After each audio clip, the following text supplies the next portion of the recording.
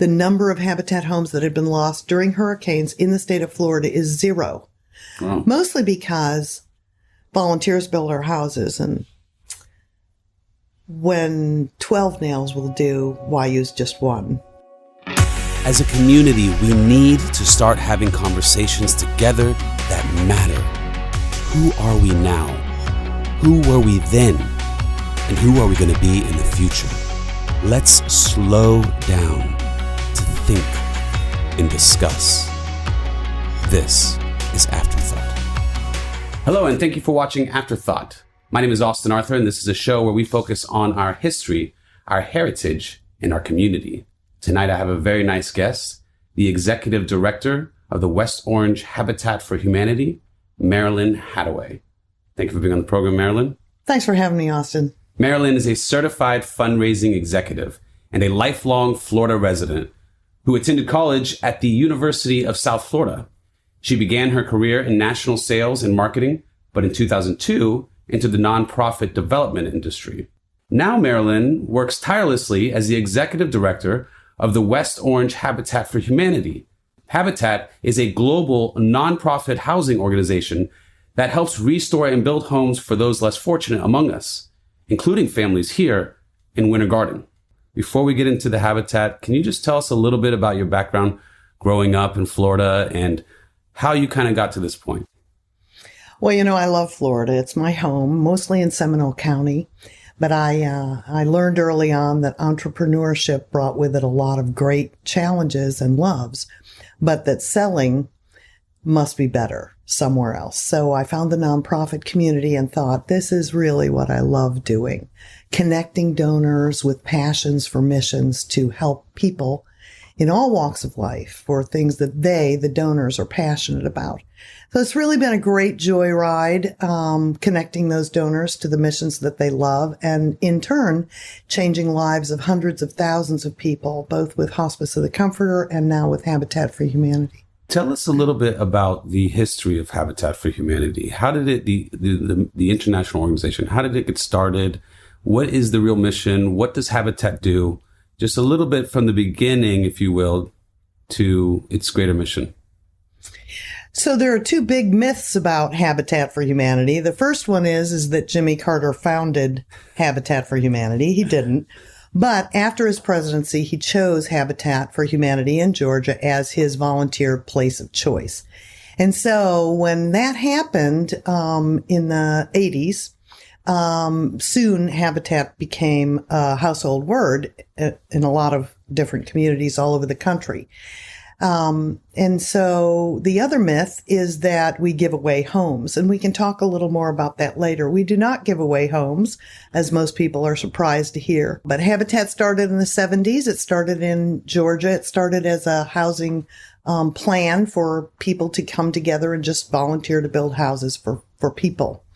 And then Jimmy Carter got involved, and the headquarters was set up in Atlanta, Georgia. There are now 1,800 what we call affiliates across the country. We're in every state in the United States, and we're in 70 countries in the world.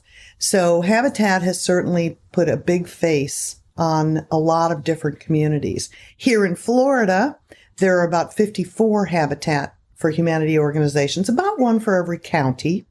And we all work within our local communities to bring together donors, volunteers, corporations, foundations, individuals, churches, to wrap their minds and volunteer hearts around this ecumenical Christian organization where we build homes for people. We just do believe that everyone deserves a decent place to live. We really focus on the fact that we lend a hand up and not a handout.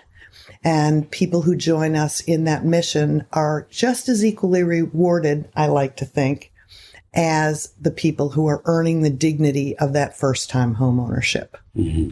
Now, from the beginning, was Habitat always a charitable housing organization, or did that evolve over time? Or from the beginning, that was the mission to kind of bring housing to people who maybe might not otherwise be able to afford it? Is that accurate?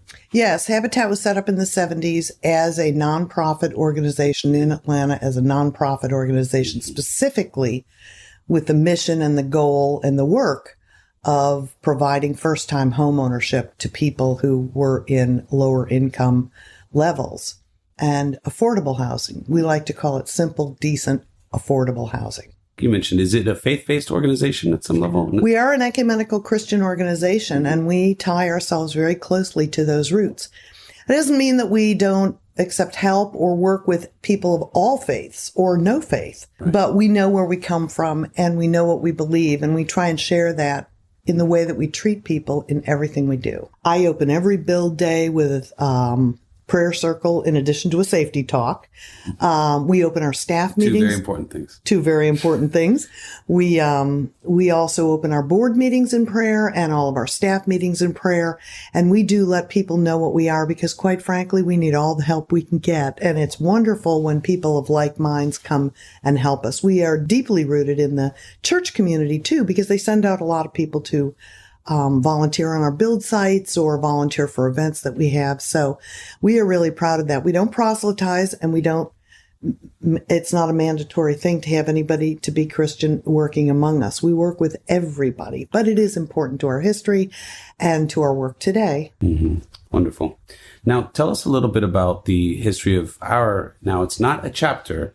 So tell us about what it is. What does it mean when you have these different locations in all these different counties and across the states and in other countries? What is that? How does that work? And what's our history here in West Orange with our location? Yes. Habitat is, the corporate structure is a federation. So we're not clubs or franchises. We're actually a federated affiliate. So we are an affiliate of the mothership, which is located in Georgia. We tithe every quarter to the organization, but that's just to find kindred spirits and good practices, best practices in marketing and running a business and in mortgage and building and construction, and to share our brand standards, which are one of the most recognized in the country, with each other. Here in Winter Garden, West Orange Habitat was started 30 years ago. We're happy to say that we're celebrating our 30th anniversary.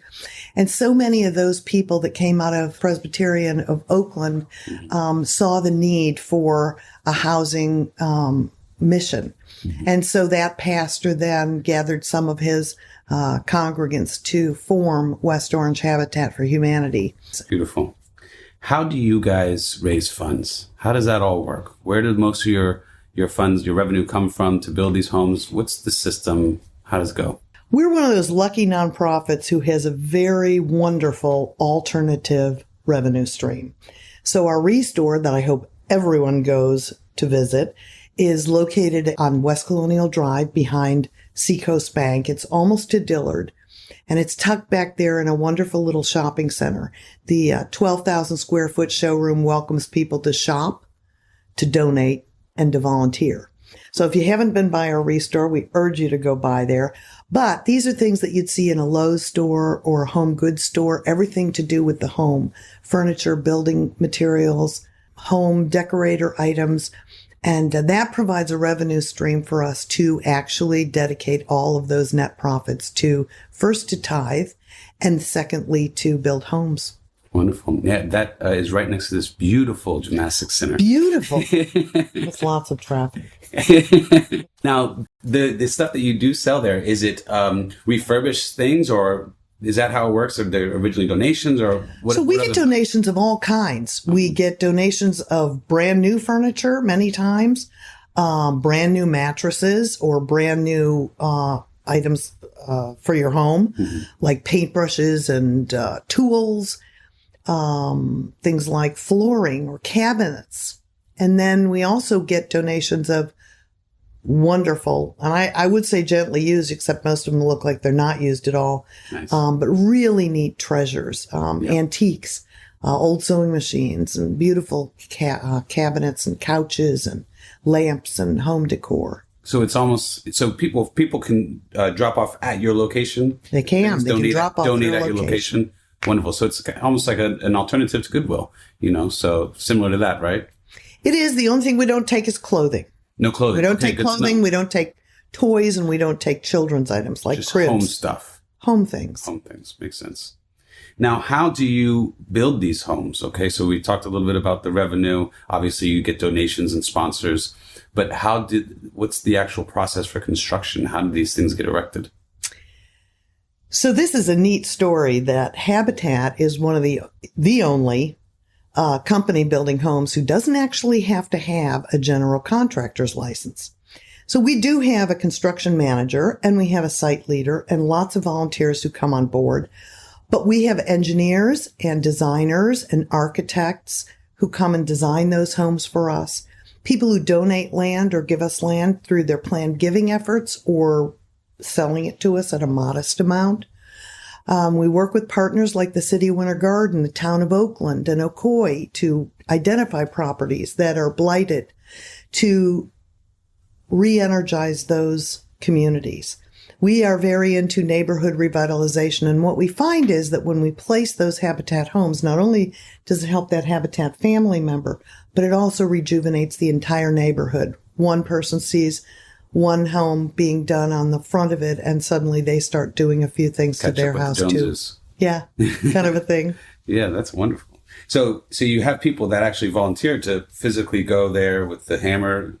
Is that right? Like just regular volunteers? Like I can go and volunteer? Except for things like roofing, electrical, and plumbing, volunteers do everything for us. They put up walls, they paint, they put up interior walls, they put up drywall, they lay sod, they put up landscaping, they put in bricks. But now, do they have to have some kind of experience? Like can somebody that's never done anything like that before, can they help, or do they have to have some kind of background? So here's the thing with Habitat. Mm-hmm. We promise no experience is ever necessary. Really? So do sometimes the floors come a little strange, or how do you mitigate the no experience? We have an A-team on Wednesday. The A-team on Wednesday likes to refer to their prep work for the next weekend, which we have corporations or churches or groups to come in and build with us, or individuals to come out on their own, or as a couple, or as a team. And they like to prepare for the next Saturday, but they also correct the things that were done the Saturday before. I see. We also like to note that we did a study on hurricanes in Florida and Habitat homes. And what they found was the number of Habitat homes that had been lost during hurricanes in the state of Florida is 0. Wow. Mostly because volunteers build our houses, and when 12 nails will do, why use just one? So they put in a lot more than they need to. They make sure that they really use the supplies. That's great. So we got to make sure that people realize you don't need experience. You just need to have a kind heart to want to help. What do? They go to the website. They go to the website. They can sign up to work on a build site as a group, as a team, or as an individual. We have those opportunities on our website, and they can check out there. Speaking of that, talking about people volunteering their time, some people might not have time. They might physically not be able to get out there at a job site. I know that you have 3 ways to help, right? What are those 3 ways? So we like to say that we can find something for everyone to get involved with Habitat for Humanity. We like to say that you can give gifts of time, money, or stuff. The stuff is an easy one. It's building materials or things for our restore. And the money is easy because for people who can't work or come out on a build site, we love it when churches or foundations or corporations or individuals remember us to give us even a small gift, because $10 buys a box of nails, and we need lots of boxes of nails. As you mentioned, they use the nails quite well, the volunteers. And the final way is to give gifts of time. Those gifts of time mean more to us than anything because it takes a lot of hands to build a home. In terms of donations, do you take donations? Like if somebody had a job site and they're done with the job site and they have like a huge thing of nails left, is that something that you would take as a donation? We do. Builders are a really incredible resource for us. Right. Builders who order tile for a new home and then find themselves with 400 square feet of tiling left over. We put that in our restore and put it to work. It keeps it out of the landfill, and it also makes a nice buy for somebody coming in who's redoing their home. Yeah, and then ultimately it goes to the greater cause. Right. So that's great. That's very good for people to know. I'm sure a lot of people don't realize that in our community. They don't realize it. Yeah. So whenever somebody has extra stuff from a construction site or anything like that, bring it to the Habitat of Humanity here in West Orange. Let's talk a little bit more focus here in Winter Garden. There's a stat I want to read that is from the East Winter Garden Initiative.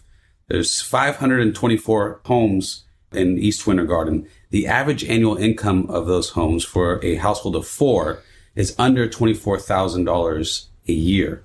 Pre-COVID, the unemployment rate was 25%, above 25%. I know that Habitat has worked with Winter Garden in this community, this whole project, One Winter Garden. Can you tell us a little bit about those initiatives, what you guys have done, what's coming, and what's going on now? We're really excited to be working in a focus area of East Winter Garden. As you know, it has a rich historical culture. Mostly Black African-American families live there. And the families who live there because their mother lived there and their grandmother lived there and their great-grandmother lived there. So without gentrifying that neighborhood, we are so excited because our next project is in partnership with the city of Winter Garden. We are so lucky to have people in our city who recognize and value this community. And so they came to us and actually provided us with property to put up our next affordable home community.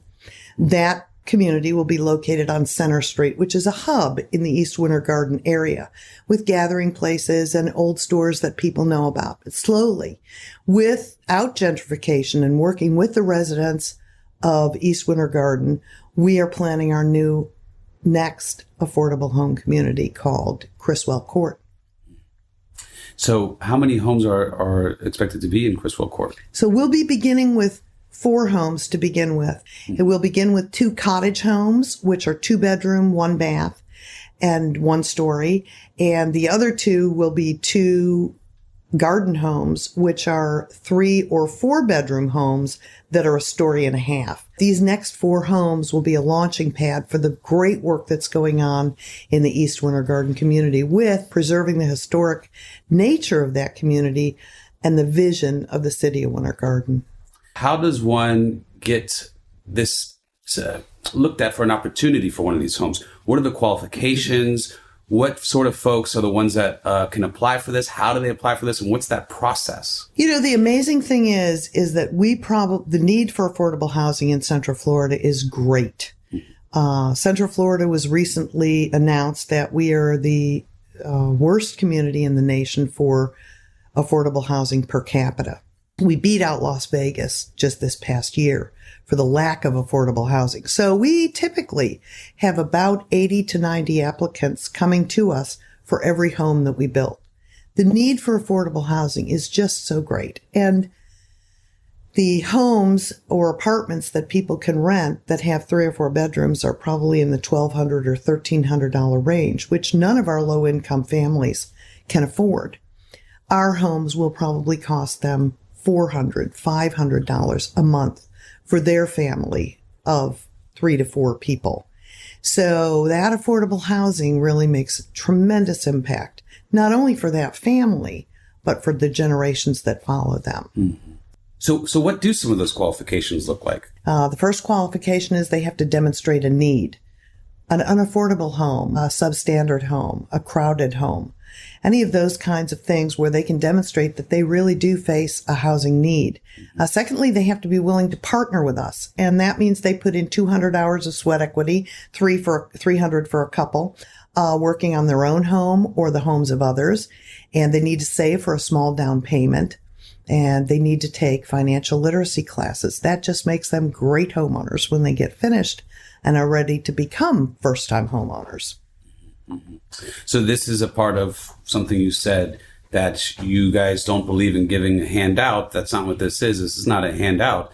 This is a hand up. Now, what is the success rate like? So they take this course, these 2 courses you have them take, which were a financial class, is that right? And the homeowners course, right? And then they put in the sweat equity. How is the success rate? Are these typically success stories? So homeowners who come to us are hardworking people. They're working 1 and 2 jobs so many times. They don't have time for their family, and most of the time they're spending 70 to 80% of their income on housing, which never allows them a chance to get ahead. Right. By the time they come to us, They are now educated because they've taken financial literacy classes. They know how to take care of their home because they've taken home maintenance classes and lawn maintenance classes. They know about financial care and budgeting and having a checking account, and even what an escrow is for the first time in their lives they never heard of. They're tremendous success stories, and each one is assigned a mentor who works with them diligently through the process to be putting in their sweat equity hours to eventually close on that home and get the keys. So what are the mortgages like? Is there interest involved? How does that side of it work? When somebody has a mortgage, what does it look like? So most people don't know that we're actually a mortgage company too. We currently hold over 40 mortgages here in the West Orange community. When a family closes on their home, they are given the keys to their home, and it is their home. But the great thing about it is that our payment is a no-interest mortgage payment and will never exceed over 30% of their take-home pay. That way, they're allowed to spend the rest of that in spendable cash for good food, healthy food, insurance, transportation, things for their children. Most of all, they don't have to work 2 and 3 jobs anymore. And they can now be members of the PTA or help in their neighborhood in some way. So many of them stay on as volunteers with us, with Habitat, to encourage other Habitat family partners working their way toward home ownership together. If somebody is watching this video right now and might fit these qualifications, or maybe somebody's watching this video and knows somebody who might, what's the very first thing they need to do to start that process? So we encourage anybody to apply for Habitat home ownership with us. These are people who bag your groceries at Publix. They're the people who are waiting on you at Taco Bell. They're people who are mowing your lawn, and they're low income people, but they're our neighbors, and we want to keep them in the West Orange community. Exactly. So they should go on our website at westorangehabitat.org and go on the homeowner tab and check out the exact journey. It's laid out very simply. Families attend an orientation. The orientation is usually held 2 or 3 times a year. It lasts about an hour and a half. And once they attend that orientation, they then get an application. When they fill out that application, we ask them for a lot of information. We send someone out to their home to do a site visit to get to know the family and learn about them and their family and their need. And once that's done, we select families to go into our next homes. But once they're selected, they're assigned a mentor. They know exactly what they have to do, to how many hours they have to put in for sweat equity, saving for a down payment, and attending all of those classes. That's their journey to home ownership. And we love to travel that with them. Now, do you have any particular success stories maybe you want to share of any individuals? I know that I was reading a little bit about Antoinette recently and her family. Any story you want to tell about that, just to relate to the folks? We have a lot of family stories, and there are a lot I could share with you, but Antoinette is probably one of the most wonderful homeowners that we've had. She works full time. She's a single mom. She has 2 adorable boys. I think they're 11 and 8, if I'm not mistaken. And Antoinette has been working a long time, waiting and praying so hard for God to come and help her somehow, some way, to be able to provide for her sons so that they didn't have to travel the journey that she has traveled. It's been a long, hard road for Antoinette, but her prayer feels like it's finally been answered. Mm-hmm. Beautiful. Tell us a little bit about the Women Build. What is this Women Build I've been hearing about? Women Build is a national campaign. It's run in every community in the United States. We just happen to think we're best here in West Orange, in the West Orange community. And we have women from all walks of life getting involved with Women Build. Women love Women Build. They love working with their hands. They love learning new construction skills. Most of all, they love working alongside our single mom Habitat homeowners, working to earn the dignity of home ownership. And I would encourage anybody who's involved with Women Build to go on our website, form a team of 10, join a team of 10. We still have teams waiting for women to join us right now. It is a fundraising and a building experience, but I can promise you those days of Women Build are memories that you will take with you forever. And each woman builder gets a pink hard hat. They'll do anything for a pink hard hat. They get to keep the hat? And they get to keep the hat. Oh, wow. That's and it has their name on the back of the That's a deal. And the name, too. That's great. So they got to get their girlfriends together, go online, fill out the form, and put a group together. And they can join online. It's really simple. That's awesome. So in Winter Garden and West Orange generally, we have a lot of wonderful companies, a lot of small businesses that do a lot of good. They do a lot of that good through the Habitat of Humanity. Can you tell us about some of those companies and what they do? Well, thanks for the opportunity to give a shout out to our great construction partners. We love them. Bright Future Electric does all of our electrical. Stratus Roofing and P&A Roofing provides all of our roofs. Apple Air Conditioning, all of our air conditioning units for our homes. Orange County Countertops for our countertops. Heichel Plumbing, doing all of our plumbing. But there's a place for every company to donate something. And so if you're in the construction world and you do some sort of service, labor, or material, or supplies, we could sure use that help. Okay, so let's just close it with, just tell us again, there's lots of ways to get involved. There's 3 things they could do, right? Tell us, how do people get involved? What do they do? Yeah, well, there is a way for everybody to get involved. We would first ask everybody, pray for our mission, pray for our families, pray for our organization, because we need all the prayers we can get. Secondly, get involved. Get involved with time or money or stuff. Come and volunteer with us. And if it's a $10 donation you can make on our website, do that. Either way, we really hope that you'll keep West Orange Habitat in your heart and in your mind. And when the opportunity arises, we hope you'll say, yes, I'll be there. Well, thank you for your time, Marilyn, and thank you for being a blessing to our community. You too.